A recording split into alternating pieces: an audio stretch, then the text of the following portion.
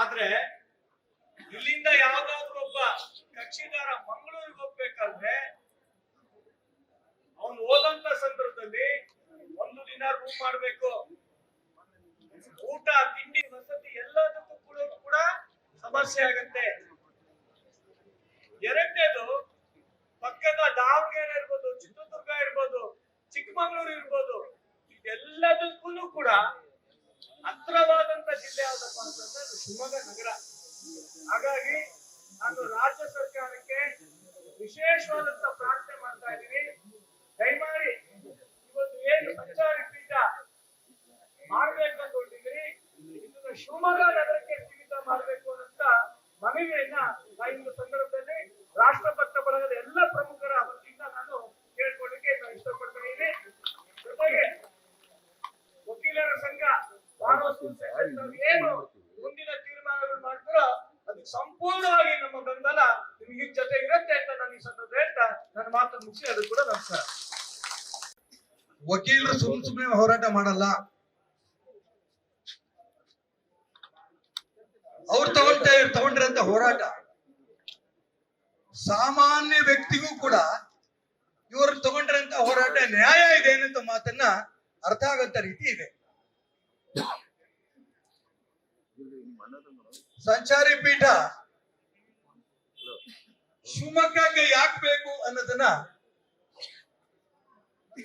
ಯಾರಾದ್ರೂ ಕೂಡ ಹೇಳ್ತಾರೆ ಸ್ಪಷ್ಟವಾಗಿ. ಶಿವಮೊಗ್ಗಕ್ಕೆ ಹತ್ರ ಚಿತ್ರದುರ್ಗ, ಶಿವಮೊಗ್ಗಕ್ಕೆ ಹತ್ರ ಚಿಕ್ಕಮಗಳೂರು, ಶಿವಮೊಗ್ಗಕ್ಕೆ ಹತ್ರ ದಾವಣಗೆರೆ, ಶಿವಮೊಗ್ಗ, ಉಡುಪಿ ಇವೆಲ್ಲ ಇರಂತ ಸಂದರ್ಭದಲ್ಲಿ ಇದನ್ನು ತಗೊಂಡೋಗಿ ನಾವು ಮಂಗಳೂರು ಕೊಡ್ತೀವಿ ಅಂತಂದ್ರೆ ಇದೊಂದು ಹುಚ್ಚು ದೊರೆಯ ತೀರ್ಮಾನ ಅಂತ ಆಗುತ್ತೋ ಇಲ್ಲ. ಯಾವ್ದೋ ಕಾಲದಲ್ಲಿ ಹೇಳ್ತಿದ್ವಿ ನಾವು, ಆಡಳಿತ ನಡೆಸ್ತಾರಂತ ವ್ಯಕ್ತಿನ ಹುಚ್ಚು ದೊರೆ ಅಂತ ಕರಿತಾ ಇದ್ವಿ. ನಾನು ಮಾನ್ಯ ಮುಖ್ಯಮಂತ್ರಿ ಸಿದ್ದರಾಮಯ್ಯನವರಿಗೆ ಪ್ರಾರ್ಥನೆ ಮಾಡ್ತೇನೆ, ಪ್ರಾರ್ಥನೆ ದಯವಿಟ್ಟು ಅರ್ಥ ಮಾಡ್ಕೊಳ್ಳಿ. ಇವತ್ತು ಅವರು ಡೆಲ್ಲಿಲಿ ಸೇರಿದ್ದಾರೆ, ಅವ್ರಿಗೆ ಸಂಬಂಧಪಟ್ಟಿದ್ದದ್ದು. ಶಿವಮೊಗ್ಗಕ್ಕೇನೆ 1ನೇ ತಾರೀಕು ಬರ್ತಾರಂತೆ. ಅವ್ರು ಮುಖ್ಯಮಂತ್ರಿ ಆಗಿ ಬರ್ಲಿ ಅಂತ ನನ್ನ ಆಸೆ, ನಮ್ದೇನು ಅಭ್ಯಂತರ ಇಲ್ಲ. ಬರೋಂತ ಸಂದರ್ಭದಲ್ಲಿ ಕನಿಷ್ಠ ಶಿವಮೊಗ್ಗಕ್ಕೆ ಬಂದಾಗ ಆದ್ರೂ ಕೂಡ ಸಂಚಾರಿ ನ್ಯಾಯಪೀಠವನ್ನ ಶಿವಮೊಗ್ಗದಲ್ಲಿ ಮಾಡ್ತೇನೆ ಅಂತ ಘೋಷಣೆ ಮಾಡಲೇಬೇಕು. ಇದು ನಮ್ಮ ಒತ್ತಾಯ. ನಾನು ಉದ್ದ ಭಾಷಣ ಮಾಡಲ್ಲ, ಒಂದು ಮಾತು ಮಾತ್ರ ಹೇಳಕ್ ಇಷ್ಟಪಡ್ತೇನೆ. ನ್ಯಾಯಬದ್ಧವಾದ ಹೋರಾಟವನ್ನ ಶಿವಮೊಗ್ಗದ ನ್ಯಾಯವಾದಿಗಳ ಸಂಘ ನೀವು ತಗೊಂಡಿದ್ದೀರ. ದೂರದಿಂದ ಬರೋರಿಗೆ ಪ್ರಯಾಣ ಖರ್ಚು ಜಾಸ್ತಿ ಆಗುತ್ತೆ, ಆರ್ಥಿಕವಾಗಿ ತೊಂದರೆ ಆಗುತ್ತೆ, ಅತಿ ಹೆಚ್ಚು ಕೇಸ್ಗಳು ಇಲ್ಲೇ ಇದ್ದಾವೆ.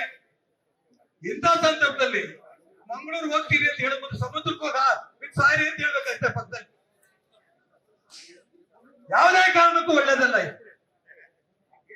ಹಾಗಾಗಿ ಮಾನ್ಯ ಮುಖ್ಯಮಂತ್ರಿಗಳಿಗೆ ನಾನು ಪ್ರಾರ್ಥನೆ ಮಾಡ್ತೇನೆ, ಯಾವ ಕಾರಣಕ್ಕೂ ಕೂಡ ಶಿವಮೊಗ್ಗಕ್ಕೆ ಈ ಪೀಠ ಬರಲೇಬೇಕು. ಈಗ ಹೋರಾಟ ತಗೊಂಡಿದ್ದೀರಿ ರಾಘವೇಂದ್ರ ಅವರ ಅಧ್ಯಕ್ಷತೆಯಲ್ಲಿ. ನಾನು ಒಂದ್ ಮಾತ್ರ ಹೇಳಕ್ ಇಷ್ಟಪಡ್ತೇನೆ, ಈ ಪೀಠ ಶಿವಮೊಗ್ಗ ಬರೋ ತನಕನೂ ಕೂಡ ನೀವು ಏನೇನು ಹೋರಾಟ ತಗೋತೀರೋ ಎಲ್ಲ ಹೋರಾಟಕ್ಕೂ ಕೂಡ ರಾಷ್ಟ್ರಭಕ್ತ ಬಳಗ ನಿಮ್ ಜೊತೆ ನಾವಿದ್ದೇವೆ.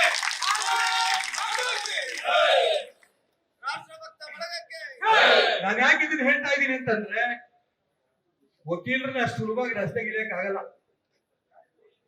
ಹಿಡಿತೀರಾ ಸರ್? ನಿಮ್ಗೆ ಅಭ್ಯಾಸ ಇದೆ, ಆದ್ರೆ ನ್ಯಾಯ ಇದು. ಮುಖ್ಯಮಂತ್ರಿಗಳು, ಉಪಮುಖ್ಯಮಂತ್ರಿಗಳು, ಕಾನೂನು ಸಚಿವರು, ಗೃಹ ಮಂತ್ರಿಗಳು ನೀವೆಲ್ಲರೂ ಕೂಡ ತಿಳುವಳಿಕಸ್ಥರಿದ್ದೀರಿ. ಮುಖ್ಯಮಂತ್ರಿಗಳೇ ಸ್ವತಃ ವಕೀಲರು ಅಂತ ಅನ್ಕೊಂಡಿದ್ದೀನಿ ನಾನು, ಹೌದಾ?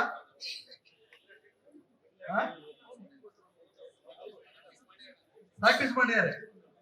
ಇರ್ಲಿ, ನಾನು ಹೇಳಕ್ಕೆ ಏನ್ ಹೇಳಕ್ ಕೊಟ್ಟಿದ್ದೀರಿ ಅಂದ್ರೆ, ನ್ಯಾಯಪೀಠ ಶಿವಮೊಗ್ಗಕ್ಕೆ ಯಾಕೆ ಬೇಡ ಅಂತ ಉತ್ತರ ಕೊಡ್ಲೇವು.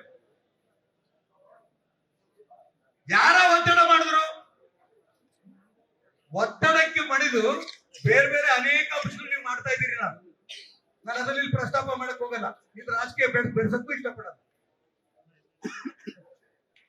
ಆದ್ರೆ ನ್ಯಾಯಬದ್ಧವಾದ ಹೋರಾಟವನ್ನ ಇಲ್ಲಿ ನಮ್ಮ ಶಿವಮೊಗ್ಗದ ಎಲ್ಲ ವಕೀಲರು ತಗೊಂಡಿದ್ದಾರೆ. ಎರಡನೇ ಅಂಶ, ಶರಾವತಿ ಪಂಪ್ ಸ್ಟೋರೇಜ್ ಪ್ರಾಜೆಕ್ಟ್ ಬಗ್ಗೆ ಯಾಕೆ ರಾಜ್ಯ ಸರ್ಕಾರ ಈ ರೀತಿ ಧೋರಣೆ ತಗೋತಿದೆ ಗೊತ್ತಿಲ್ಲ. ಬೇಸೂರಿನ ಅಣುವಿದ್ಯುತ್ ಸ್ಥಾವರದ ಬಗ್ಗೆ ತುಂಬಾ ಸ್ಪಷ್ಟವಾಗಿ ಯಾವ ಕಾರಣಕ್ಕೂ ನಾವು ಕೊಡಲ್ಲ, ಮುಖ್ಯಮಂತ್ರಿಗಳು ಹೇಳ್ಬೇಕು. ನ್ಯಾಯಪೀಠ ಶಿವಮೊಗ್ಗಕ್ಕೆ ಬೇಕು. ಮಾನ್ಯ ಮಧು ಬಂಗಾರಪ್ಪನವರು ನಿರ್ಣಯ ತಗೊಂಡು ತುಂಬಾ ಸಂತೋಷ. ಮೊನ್ನೆ ಸಭೆಯಲ್ಲಿ ಎಂಪಿಗಳಿಗೆ ಬಂದೋಗಿದ್ದಾರೆ, MLA ಬೆಂಬಲ ಕೊಡ್ತಿದ್ದಾರೆ, ಸಂತೋಷ. ಹಾಗಾದ್ರೆ ಮುಖ್ಯಮಂತ್ರಿಗಳು, ಈ ಸರ್ಕಾರ, MP, MLA, ಮಂತ್ರಿ ಇವರೆಲ್ಲರ ಮಾತು ಕೂಡ ತಿರಸ್ಕಾರ ಮಾಡೋಷ್ಟು ನಿಮ್ಗೆ ಇದೆಯಾ, ಅಧಿಕಾರ ಇದೆಯಾ? ಇಷ್ಟೊಂದು ಜನ ವಕೀಲರು ಯಾವ ಕಾರಣಕ್ಕೂ ಕೂಡ ಇಲ್ಲಿ ಬೇಕೇ ಬೇಕು ಅಂತ ಹೇಳಿದಾಗ ಈ ಮಾತು ನೀವು ತಿರಸ್ಕಾರ ಮಾಡಿದ್ರೆ, ನಾನ್ ಮಾತು ತುಂಬಾ ಸ್ಪಷ್ಟವಾಗಿ ಹೇಳ್ತೇನೆ, ಕೇಂದ್ರದಲ್ಲಿ ಹೋಗಿ ನೀವು ಮುಖ್ಯಮಂತ್ರಿ ಸ್ಥಾನ ಉಳಿಸ್ಕೊಂಡ್ ಬರ್ಬೋದು, ಆದ್ರೆ ಶಿವಮೊಗ್ಗದ ಸಂಚಾರಿ ಪೀಠ ತಪ್ಪಿಸಿದ್ರೆ ನೀವು ಮುಖ್ಯಮಂತ್ರಿ ಸ್ಥಾನವನ್ನ ಕಳ್ಕೊಳ್ತೀರಿ ಅಂತ ಎಚ್ಚರಿಕೆ ಕೊಡಕ್ಕೆ ಇಷ್ಟಪಡ್ತೇನೆ. ಇಷ್ಟು ಮಾತ್ರ ಹೇಳಿ ಮಾನ್ಯ ರಾಘವೇಂದ್ರ ಅವರಿಗೆ, ಮಾನ್ಯ ಬಸಪ್ಪಗೌಡರಿಗೆ, ಶ್ರೀಪಾಲ್ ಎಲ್ಲ ಹಿರಿಯರೆಲ್ಲ ಕೂತಿದ್ದೀರಿ. ನೀವು ಏನು ಹೋರಾಟ ತಗೊಂಡ್ರು ಕೂಡ ನಿಮ್ ಹೋರಾಟಕ್ಕೆ ನಾವು ನಿಮ್ ಜೊತೆ ಇರ್ತೇವೆ. ಇಷ್ಟು ಮಾತ್ರ ಹೇಳಿ ನಾನು ಮಾತು ಮುಗಿಸ್ತೇನೆ. ನಮಸ್ಕಾರ.